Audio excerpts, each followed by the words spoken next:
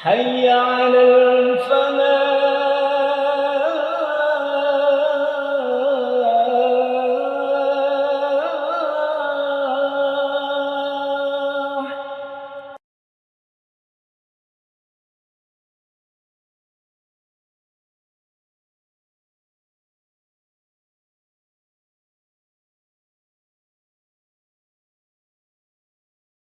Assalamualaikum warahmatullahi wabarakatuh. Innal hamdalillah nahmaduhu wa nasta'inuhu wa nastaghfiruh wa na'udzu billahi min syururi anfusina wa min sayyiati a'malina. May yahdihillahu fala mudhillalah wa may yudlil falan tajida lahu waliyyan mursyida. Asyhadu an la ilaha illallah wahdahu la syarikalah wa asyhadu anna Muhammadan abduhu wa rasuluhu la nabiyya ba'dah. Allahumma salli ala Muhammad wa ala ali Muhammad kama sallaita ala Ibrahim wa ala ali Ibrahim wa barik ala Muhammad wa ala ali Muhammad kama barakta ala Ibrahim wa ala ali Ibrahim fil alamina innaka Hamidum Majid. Qala Allah Ta'ala fi kitabil karim a'udzu billahi minasyaitonir rajim bismillahirrahmanirrahim. Ya ayyuhalladzina amanu taqullaha haqqa tuqatih wa la tamutunna illa wa antum muslimun.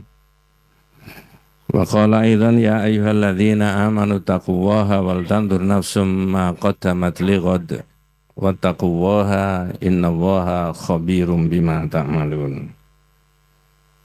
Ma'asyiral muslimin rahimani wa rahimakumullah, usikum wa nafsi bi taqwallahi faqad faza man ittaqa.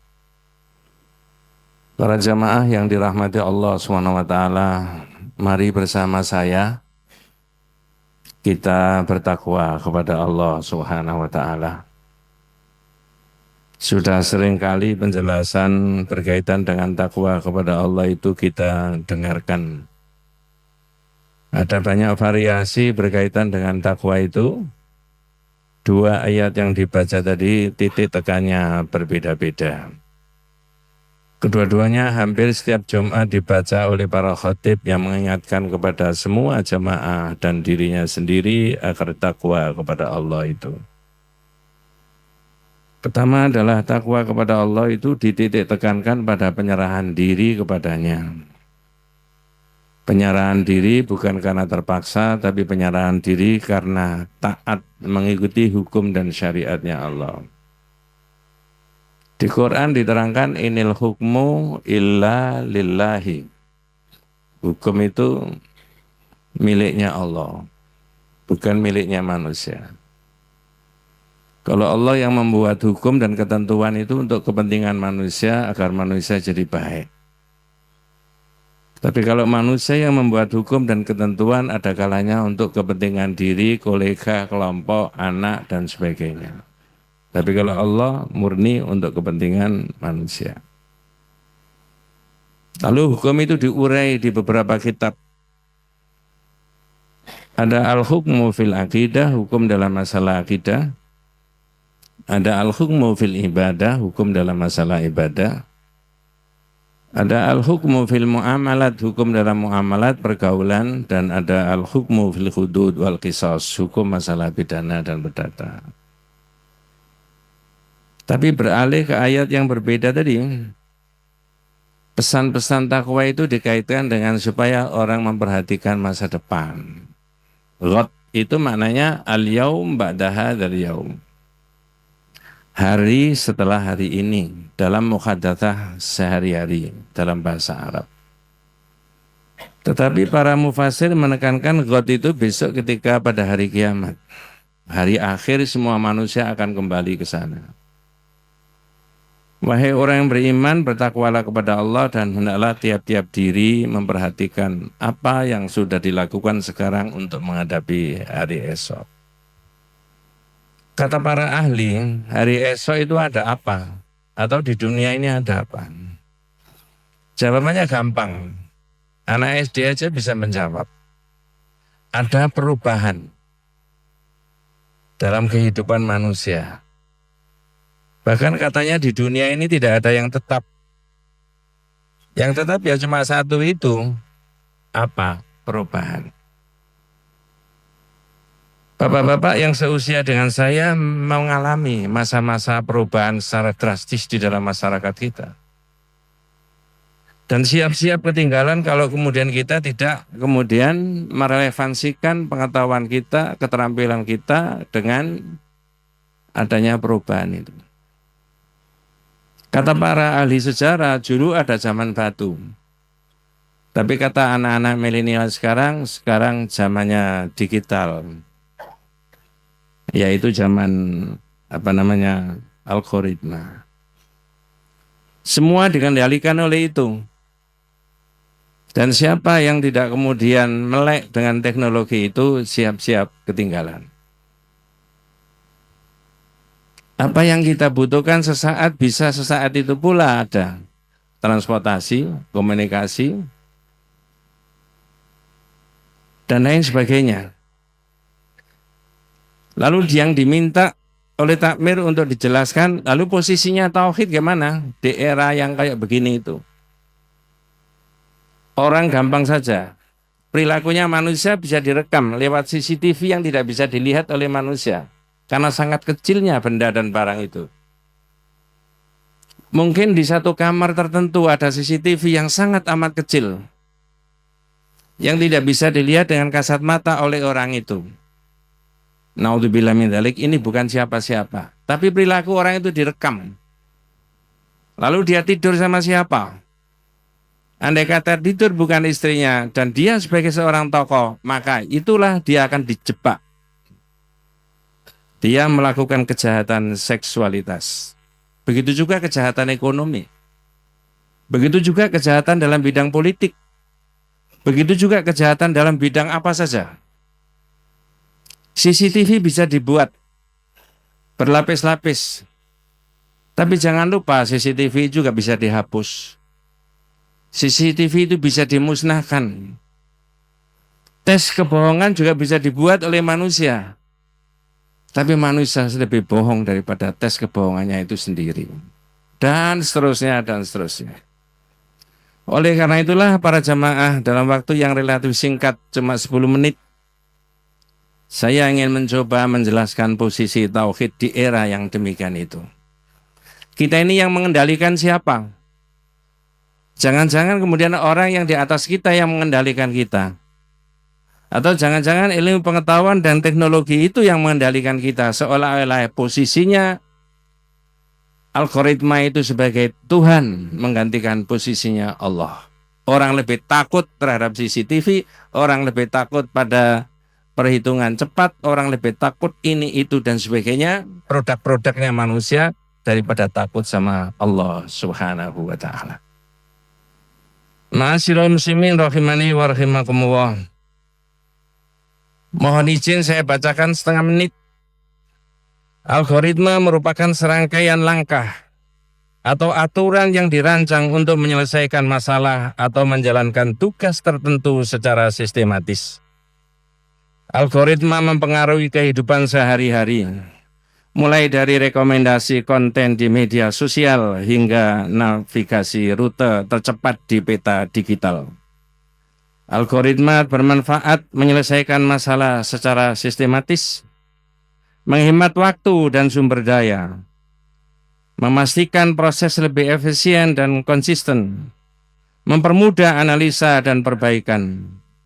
Kemajuan teknologi digital hanya merupakan bagian dari perangkat yang mempermudah cara kerja manusia. Namun demikian, bagi orang yang beriman, tetaplah Allah Subhanahu wa ta'ala yang mengendalikan diri dan hatinya manusia. Bukan teknologi ciptaannya manusia itu tadi. Kemajuan teknologi digital membawa dampak besar dalam aspek kehidupan manusia.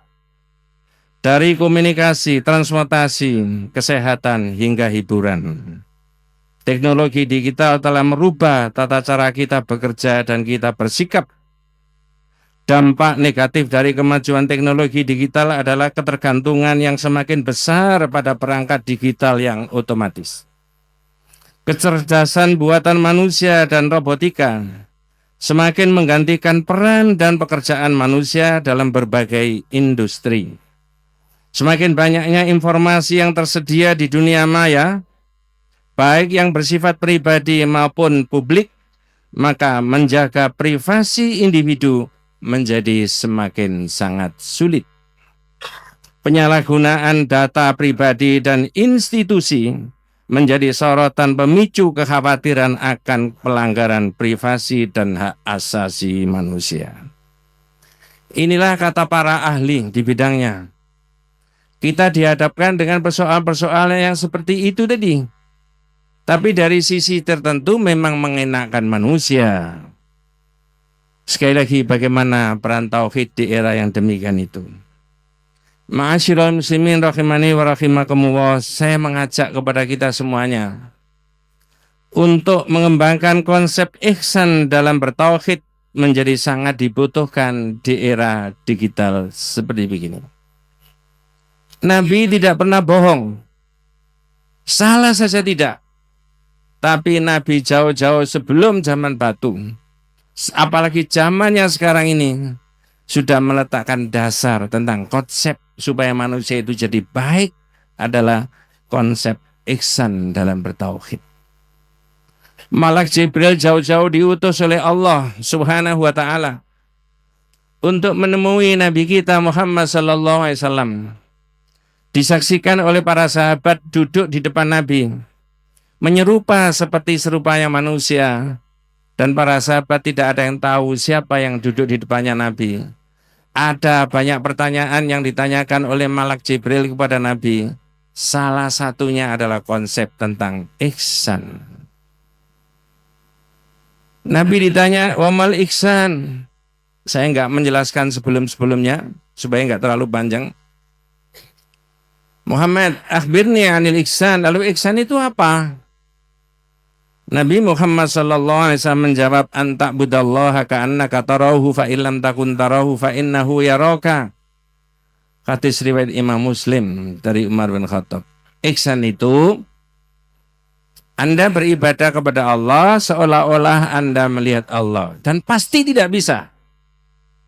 Kalau sudah pasti tidak bisa, ketahuilah sesungguhnya Anda itu dilihat oleh Allah Subhanahu wa taala.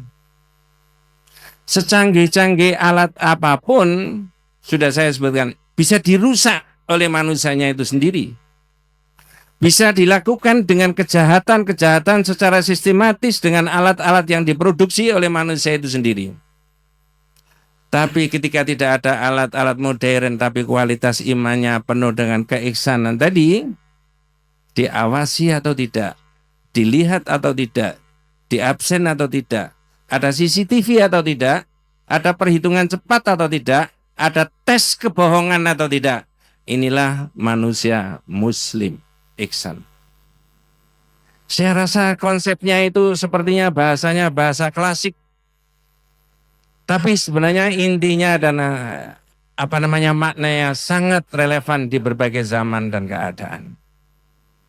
Kalau orang Islam dari Sabang sampai Merauke dari Sabang sampai Merauke punya konsep tentang ihsan lalu diimplementasikan dalam kehidupannya, rasanya tidak ada umat Islam yang melakukan kejahatan ekonomi, kejahatan politik, kejahatan seksual, kejahatan macam-macam. Itulah konsep Islam, dan inilah Rasulullah SAW, ya. Ma'asyiral muslimin rahimani wa rahimakumullah. Dalam kitab Syarhu Usuli Thalathah ada penjelasan. Kitab itu caranya menulis oleh penulis kitab tauhid itu dengan metode tanya jawab. Orang ditanya dulu lalu dijawab sendiri, lalu disarahkan, diuraikan. Untuk mendukung konsep ihsan itu tadi, ada pertanyaan, fa idza qila laka man rabbuka. Kalau ada orang tanya kepada Anda siapa Rabbmu, fakul jawab, Rabbi Allahu alladhi rabbani wa rabba jami'al alamina bini'amihi wa huwa ma'budi laisa li ma'budun siwahu wa kullu ma siwallahi huwal alam wa ana wahidum min dhalikal alam. Apa bahasa Indonesianya? Kalau ada orang minta penjelasan kepada Anda tentang Rabb, tentang Tuhanmu, jawab, Tuhanku adalah Allah yang Rabbani wa rabba jami'al alamin bini'amihi, yang mentarbiyah aku dan mentarbiyah seluruh alam. Ternyata di dalam sarahnya kitab itu, mentarbiyah aku dan mentarbiyah seluruh alam, khalaqona, amadana, a'addana, warazaqona. Itu Allah yang menciptakan kita. Kemudian Allah yang mengatur kita. Allah yang mengawasi kita juga. Dan Allah pula yang memberi pertolongan dan fasilitas di dalam hidupnya. Hanya Rabb yang demikian itu, wahwa ma'budi al-mustahiqu lil ibadah, satu-satunya zat yang berhak untuk diibadahi. Laisa li ma'budun siwa, tidak ada yang aku sembah selain daripada zat yang demikian itu. Wa kullu ma siwa wahi huwal alam, segala sesuatu selain daripada Allah adalah alam, tanda bahwa di situ ada kekuasaan Allah Subhanahu wa taala. Ma'asyiral muslimin rahimani wa rahimakumullah. Saya aturi perbandingan kita semuanya supaya tidak fokus bahwa seolah-olah yang mengendalikan pikiran, mengendalikan hati kita adalah perangkat-perangkat yang dibuat oleh manusia itu sendiri. Bukan itu. Tapi kita sebenarnya yang mengendalikan hati kita adalah Allah, yang mengawasi adalah kita. Yang mengawasi kita adalah Allah Subhanahu wa taala. Sekarang saya beri perbandingan. Tidak secara fokus membahas mengenai tadi. Di dalam kitab Tauhid ada judul ya'rifuna ni'matallahi tsumma yunkirunaha wa aktsaruhumul kafirun. Mereka mengerti tentang nikmat Allah, kemudian mengingkari nikmat Allah itu, dan kebanyakan mereka itu ingkar. Mohon maaf saya tidak bisa menerangkan panjang lebar. Mengingkari nikmat Allah itu dalam bentuk apa? Saya beri contohnya saja.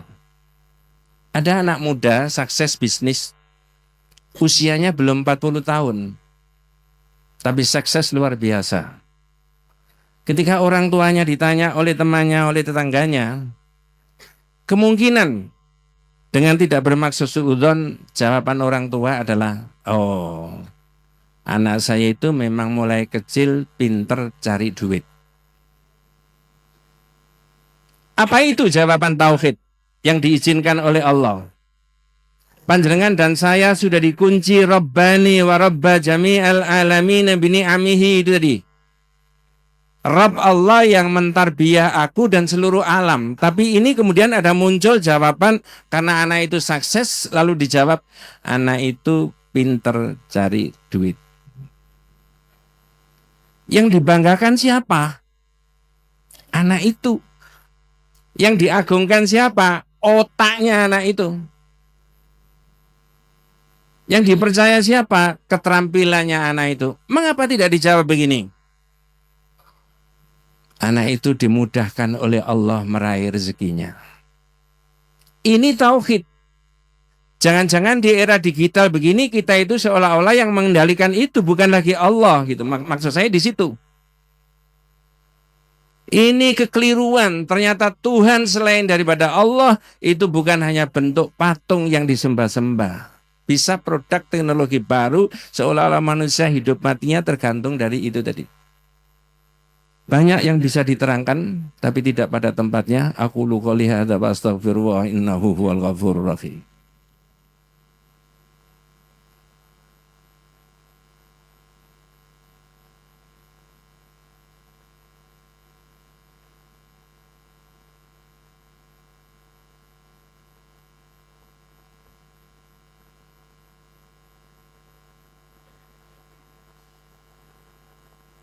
Alhamdulillahi samad alladzi lam yalid wa lam yulad wa lam yakul lahu kufuwan ahad. Asyhadu an la ilaha illallah wahdahu la syarikalah wa asyhadu anna Muhammadan abduhu wa rasuluhu la nabiyya ba'da. Allahumma shalli ala Muhammad wa ala ali Muhammad kama shallaita ala Ibrahim wa ala ali Ibrahim wa barik ala Muhammad wa ala ali Muhammad kama barakta ala Ibrahim wa ala ali Ibrahim fil alamina innaka Hamidum Majid, amma ba'du. Perubahan apapun yang dialami oleh manusia dengan kecerdasan otaknya manusia, Sekali lagi, laki-laki tidak bisa menggantikan peran Allah dalam pengawasan manusia. Jika di dalam diri manusia itu ada nilai-nilai iman dan tauhid. Tadi saya mengajak kepada kita semuanya untuk mengembangkan dan memiliki konsep ihsan di dalam bertauhid. Bahasanya klasik, tapi maknanya sangat diperlukan oleh berbagai masyarakat di era apapun. Yang kedua, yang saya ingin ajak kepada kita semuanya, mengembangkan konsep ar-rusydu. Apa ar-rusydu itu? Diambil dari kitab Syarhu Usuli Thalathah, ada penjelasan begini. I'lam arsyadakallahu li ta'atihi. Annal hanifiyyata millata Ibrahim an ta'budallaha mukhlishan lahuddin. Ketahuilah, semoga Anda diberi ar-rusydu. Nah, itu yang saya maksudkan. Silahkan masing-masing mengembangkan potensi ar-rusydu di era apapun sebagai penyelamat daripada kehidupan kita. Bahwa keimanan kita yang menguasai dan mengatur kita bukan benda, bukan barang, bukan hasil teknologinya manusia, tapi Allah Subhanahu wa Ta'ala. Apa ar-rusydu? Al-istiqamatu ala thoriqil haqqi. Orang itu istiqomah di jalan yang benar. Tidak terumbang-ambing. Orang itu punya prinsip hidup yang benar. Di dalam Al-Quran juga diterangkan innalladzina qalu rabbunallah tsumma istaqamu tatanazzalu alaihimul malaikatu alla takhafu wa la tahzanu wa absyiru bil jannati allati kuntum tu'adun. Saya tidak menafsiri ayat ini supaya tidak terlalu panjang. Di ayat itu adalah ada ar-rusydu, al-istiqamatu ala thoriqil haqqi tadi. Sesungguhnya orang yang mengatakan sesungguhnya Rabbku itu adalah Allah, tsumma istaqamu. Lalu orang itu konsisten dengan itu di era manapun, di profesi apapun, di belahan dunia manapun. Kemudian dawuhnya Allah tadi, maka malaikat akan membisikkan kepada orang itu bahwa dia tidak perlu khawatir terhadap apa yang ditinggalkan ketika dia berada di dunia lalu akan meninggalkan dunia. Dan dia tidak boleh susah untuk menghadapi besok kematiannya itu. Kalau dia bisa istiqomah tadi, maka dia di hadapannya adalah ada surga. Wa absyiru bil jannati allati kuntum tu'adun. Ma'asyiral muslimin rahimani wa rahimakumullah. Sebagai akhir daripada khutbah Jumat ini, beberapa detik saja, Nabi Musa pernah tanya kepada Allah, minta diberi satu kalimat sebagai pedoman hidupnya. Dijawab oleh Allah, la ilaha illallah. Lalu Nabi Musa mengatakan, ya Rabbi kullu ibadika yaquluna hadza. Kalau cuma mengucapkan la ilaha illallah, semua orang sudah bisa. Kemudian Allah bilang, ya Musa, lau anna samawati sab'a amirahunna ghairi wal aradhina sab'a fi kifatin wala ilaha illallah fi kifatin malat bihinna la ilaha illallah. Musa, kata Allah, andai kata dunia dan seisinya dilipatkan 7 kali lipat lagi, langit dengan seluruh potensinya dilipatkan dengan 7 kali lipat lagi, ditaruh di daun timbangan, lalu la ilaha illallah ditaruh di daun timbangan yang lain, malat bihinna la ilaha, berat la ilaha illallah. Ini konsep yang perlu ada penjelasan.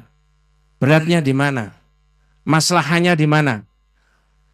Makanya kita coba memberikan penjelasan dan pencerahan kepada umat dan masyarakat, menggali nilai-nilai tauhid sebagai sumber inspirasi kebangkitan umat dimanapun sangat amat diperlukan. Konsep tauhid itu jitu sekali, luar biasa. Jangan hanya dilihat di tulisan, jangan hanya dilafalkan dalam lisan, tapi diimplementasikan dalam kehidupan sehari-hari. Banyak referensi yang bisa kita kembangkan. Mudah-mudahan kita semuanya senantiasa diberikan rahmat barokah hidayah Allah Subhanahu wa taala. Mari kita berdoa kepada Allah Subhanahu wa taala. Alhamdulillah hamdan yuafi ni'amahu wa yukafi'u mazidah.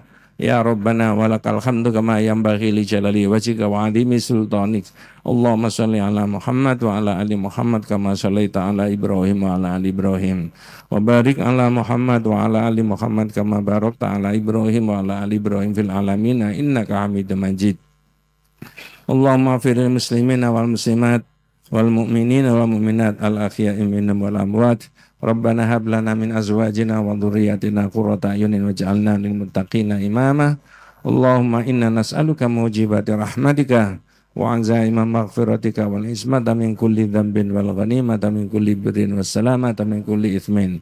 Allahumma inna nas'aluka min khairi ma sa'alaka minhu nabiyyuka Muhammad sallallahu alaihi wasallam wa na'udzubika min syarri ma sta'adzaka minhu nabiyyuka Muhammad sallallahu alaihi wasallam wa antal musta'an wa alaikal bala. La haula wa la quwata illa billahil aliyyil azim. Subhana rabbika rabbil izzati amma yasifun wa salamun al mursalin walhamdulillahi rabbil alamin. Ibadallah innallaha ya'muru bil adli wal ihsan wa itaa'il qurba wa yanha 'anil fahsya'i wal munkar ya'idukum la'allakum tadhakkarun wa la dzikrullahi akbar.